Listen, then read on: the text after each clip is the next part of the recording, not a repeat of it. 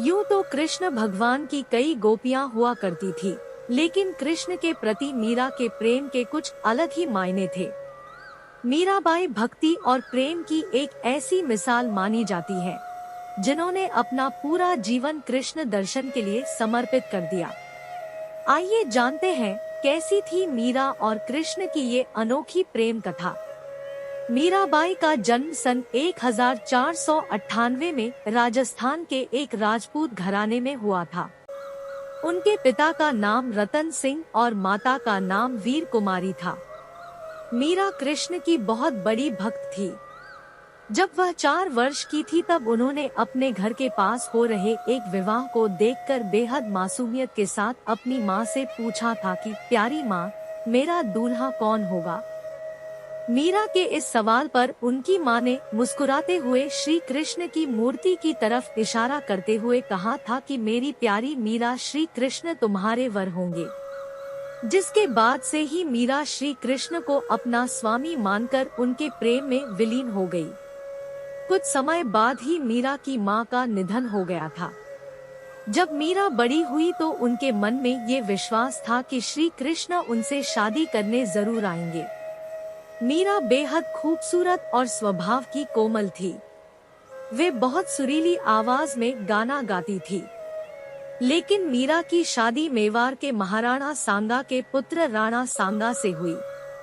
मीरा ये शादी नहीं करना चाहती थी, लेकिन परिवार के जोर देने पर उन्हें ये शादी करनी पड़ी। माना जाता है कि शादी के बाद भी मीरा का प्रेम कृष्ण के लिए कम नहीं हुआ। विदाई के समय कृष्ण की वही मूर्ति अपने साथ लेकर गई, जिसे उनकी माँ ने उनका दूल्हा बताया था।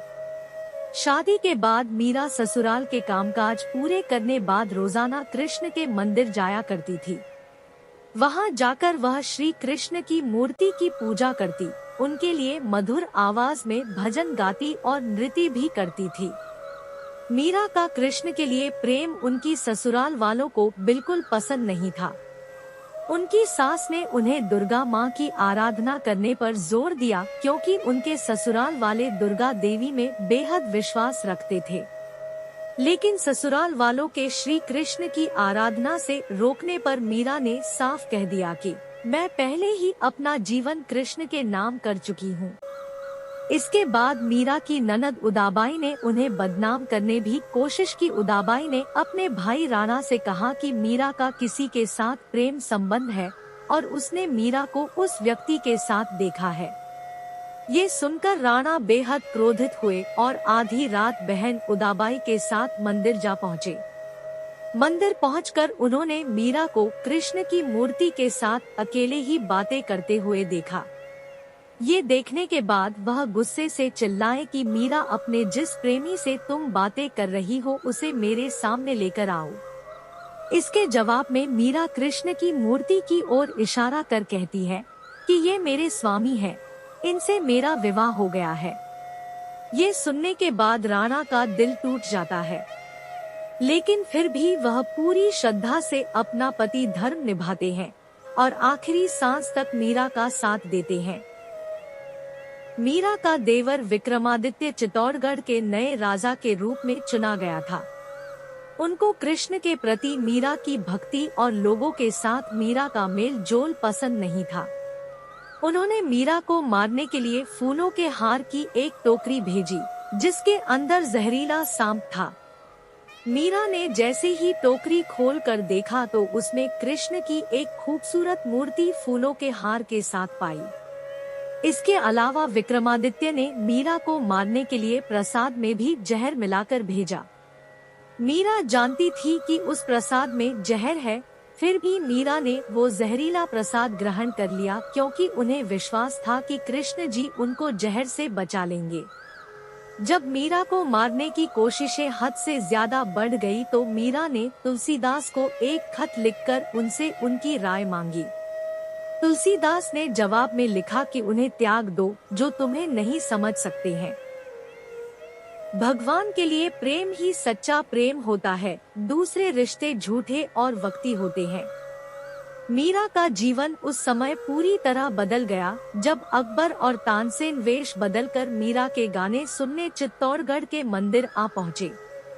उन्होंने मीरा के पवित्र चरण छूकर कीमती जवाहरात की माला कृष्ण की मूर्ति के आगे रख दी। जैसे ही राणा को ये सूचना मिली वह बेहद क्रोधित हो गए, जिसके बाद उन्होंने गुस्से से मीरा को कहा कि जाकर डूब मरो और जीवन में कभी भी अपना चेहरा मत दिखाना।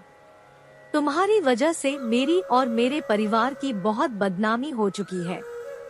तुमने हमें लांछित किया है।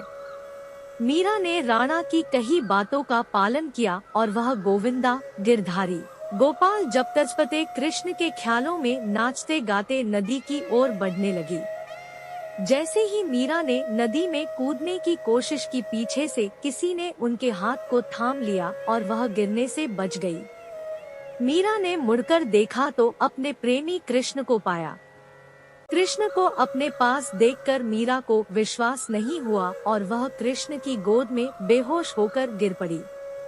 ये देखकर कृष्ण मुस्कुराए और मीरा के कान में बोले, मेरी प्यारी मीरा, तुम्हारा जीवन नश्वर रिश्तेदारों के साथ समाप्त हो चुका है। अब तुम आजाद हो, खुश रहो। तुम मेरी हो और हमेशा मेरी ही रहोगी। इसके बाद मीरा वृंदावन चली गई। मीरा के वृंदावन चले जाने पर राणा वृंदावन आकर मीरा से माफी मांगते हैं और अपने साथ चलने को कहते हैं, लेकिन मीरा साथ चलने से इनकार कर कहती है कि मेरा जीवन कृष्ण से जुड़ा है। ये सुनने के बाद पहली बार राणा कृष्ण के प्रति मीरा के प्रेम की भावना को समझते हैं और वृंदावन से लौट जाते हैं। लेकिन कुछ समय बाद मीरा भी मेवाड़ लौट जाती है और अपने पति राणा से विनती करती है कि वह उन्हें कृष्ण के मंदिर में रहने की अनुमति दे। माना जाता है कि जन्माष्टमी के पर्व पर द्वारका में कृष्ण के मंदिर में मीरा कृष्ण से कहती है कि ओ गिरधारी, क्या आप मुझे बुला रहे हैं? मैं आ रही हूँ। मीरा को ये कहते सुन राणा और वहाँ मौजूद सभी लोग हैरान रह जाते हैं।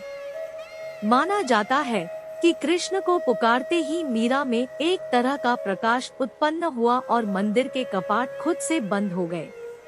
जब कपाट खुलते हैं तो मीरा की साड़ी कृष्ण भगवान की मूर्ति पर लिपटी हुई होती है, लेकिन मंदिर में मीरा नहीं होती, सिर्फ मीरा और उनकी बांसुरी की आवाज सुनाई देती है।